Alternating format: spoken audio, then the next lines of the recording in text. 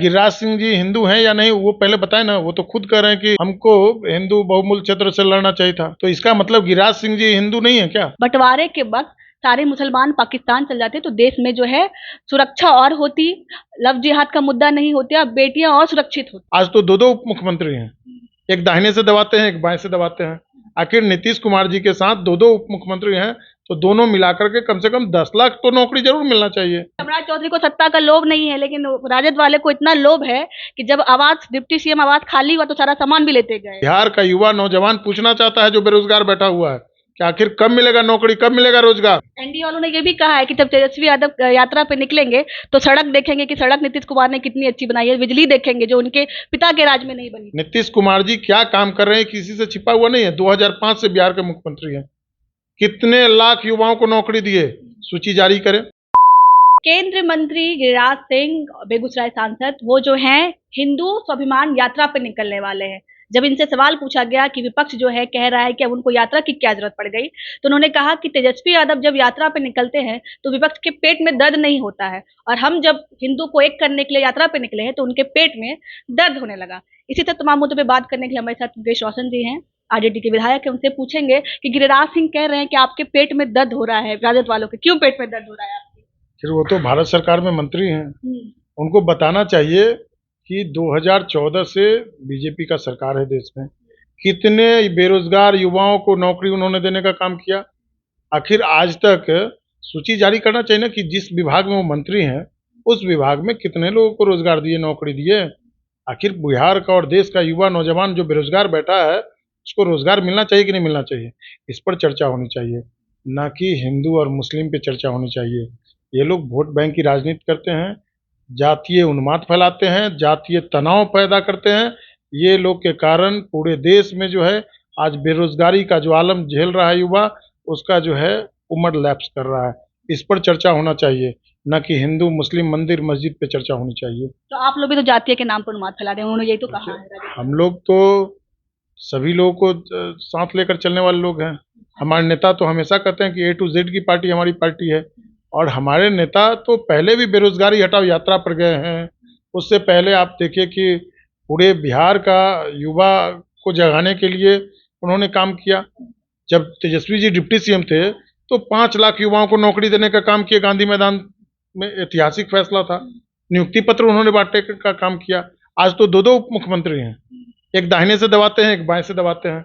आखिर नीतीश कुमार जी के साथ दो दो उप मुख्यमंत्री हैं, तो दोनों मिलाकर के कम से कम 10 लाख तो नौकरी जरूर मिलना चाहिए।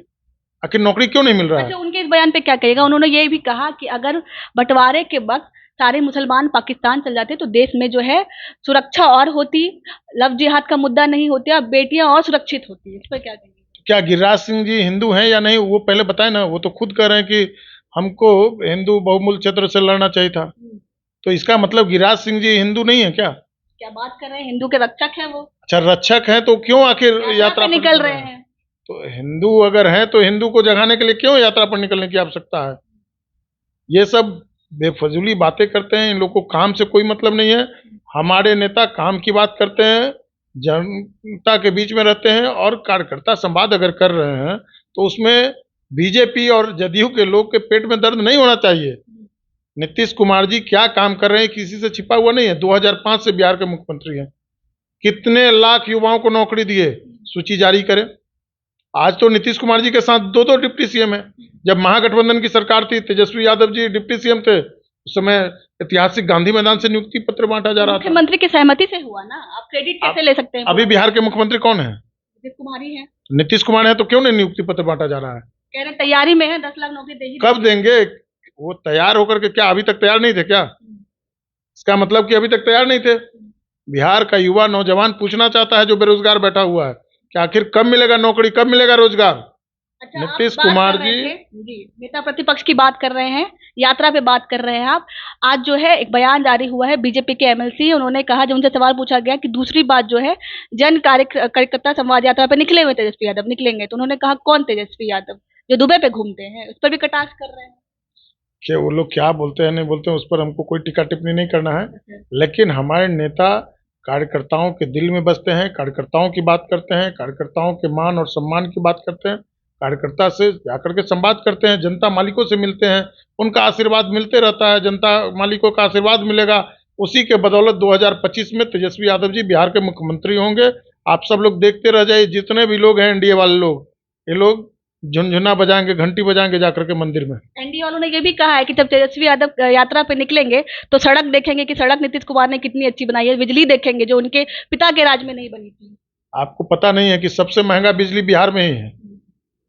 जहां जहां बीजेपी का सरकार है वहां आप उठा करके देख लीजिए कि बिजली दर क्या कह है। रहे महंगी है, बिजली तो है ना, उनके पिता के राज में बिजली भी नहीं थी। अच्छा, एक बात बताइए, आप गरीब के पैकेट पर कैंची चला रहे हैं, आप कह रहे हैं कि महंगी है।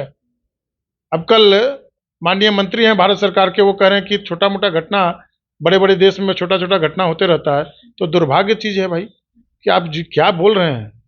जहां पूरा भारत सरकार, रेल मंत्री वहां जाकर के घटना स्थल पर जाकर के दुख प्रकट करते हैं, उन्हीं के साथ वो भारत सरकार में मंत्री हैं, वो कह रहे हैं कि छोटी छोटी घटनाएं होती रहती है। बताइए कि पिछले 100 दिन का आप रिजल्ट उठा करके देख लीजिए कि कितना घटना हुआ है। दर्जनों घटना हुआ है और कई दर्जन लोग जो है उसमें घायल हुए हैं और लगभग 25 से 30 लोग जो है उनकी मृत्यु हुई है। बीजेपी वालों का यह कहना है कि इतना बड़ा राज्य है, ऐसा संभव ही नहीं हो सकता है कि कहीं छोटी मोटी घटनाएं नहीं हो, लेकिन ये जो घटनाएं हैं वो बहुत कम है। जब लालू राज था तब आप घटनाओं का ग्राफ देखिए कितना था, जंगल राज था। घटना यही लोग करवाते थे क्या, बीजेपी वाले लोग? उस समय तो लालू जी का राज था, तो लालू जी अभी जब नीतीश जी का राज है तो घटना कौन कर रहा है? लेकिन आंकड़े कम है, आंकड़े कम है आपके आंकड़े छुपाए जाते हैं ना। अच्छा, आंकड़े सरकार में जो बैठे रहते हैं वो लोग आंकड़े छुपाने का काम करते हैं। तब तो आपने भी छुपाया होगा जब आपका अब अभी आप बताइए ना कि आज विजिलेंस के द्वारा कितना कार्रवाई हो रहा है। आखिर 6 महीना के अंदर फिर से वो वही पदाधिकारी जिसके ऊपर विजिलेंस कार्रवाई करती है, रंगे हाथ पैसा लेकर के पकड़ाते हैं और 6 महीने बाद वो फिर कहीं ना कहीं पोस्टेड होते हैं। नीतीश जी के राज में तो ये हाल हो रहा है कि जो मृत डॉक्टर है उसका भी पोस्टिंग कर दिया जाता है, सिविल सर्जन का पोस्टिंग कर दिया जाता है। जो मृत डॉक्टर है, यही बिहार के ही शेखपुरा में हुआ कि जो मृत डॉक्टर हैं जो कोरोना काल में मर गए, उनका पोस्टिंग हो जाता है सिविल सर्जन का।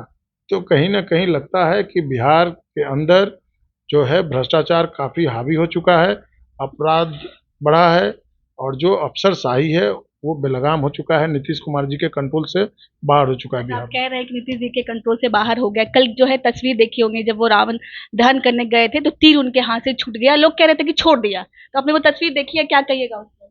उतना ना प्रेशर उनके अगल बगल में है, दाहिने बाएं में जो प्रेशर है उसको झेल नहीं पा रहे हैं।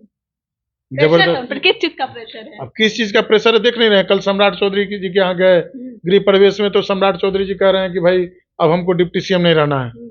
तो डिप्टी सीएम नहीं रहना है, इसका मतलब व्याकुल है सीएम बनने के लिए। सत्ता का लोग नहीं है तो वो व्याकुल है सीएम बनने के लिए, वहां 5 नंबर पहुंच गए हैं। अब अगला स्टेप है कि भाई नीतीश कुमार जी को जल्दी कुर्सी से धकेल करके हटा दीजिए, धकिया करके, उसके बाद जल्दी से मुख्यमंत्री के कुर्सी पर बैठ जाइए। सम्राट चौधरी को सत्ता का लोभ नहीं है, लेकिन राजद वाले को इतना लोभ है कि जब आवाज डिप्टी सीएम आवाज खाली हुआ तो सारा सामान भी लेते गए। ये कह रहे हैं बीजेपी वाले। ये काम हमारे नेता और हमारे लोग नहीं करते हैं। आरोप लगा आप पर। अरे आरोप लगाना सिद्ध करे ना, इनके पास तो ईडी है, सीबीआई है, जांच करा ले। पूरे सबूतों के साथ उन्होंने आरोप लगाया। तो ईडी और सीबीआई किसके पास है? जाए जांच कराए, कोई रोका है क्या? सामान के लिए ईडी और सीबीआई आए, छोटे से सामान के आज तक लालू जी को तंग किया गया है ना। आज तक सीबीआई छापेमारी करती है, ईडी का छापेमारी होता है, आईटी का छापेमारी होता है, मिला क्या? सूची जारी करना चाहिए कि लालू जी के यहाँ इतना तंग किया जाता है, राजनीतिक प्रेशर दिया जाता है। इस तरीके का सत्ता शासन का दुरुपयोग नहीं होना चाहिए। ये लोकतंत्र में खतरे की बात है। जिस तरीके से बीजेपी और एनडीए के लोग कर रहे हैं, ये इस तरीके का बदले की भावना कभी नहीं होनी चाहिए। अच्छा, आपने एक पोस्टर देखा होगा, राजद कार्यालय के सामने एक पोस्टर लगा था जिसमें दिखाया गया था लालू प्रसाद यादव जी को चारा चोर और तेजस्वी यादव को टोटी चोर, और कहा गया कि बिहार के नए टोटी चोर है तेजस्वी यादव। अभी जो आईएएस का जो बोली लगाया जाता है पोस्टिंग के लिए, आईपीएस का बोली लगाया जाता है बिहार के अंदर, तो ये लोग कहाँ बैठे हैं?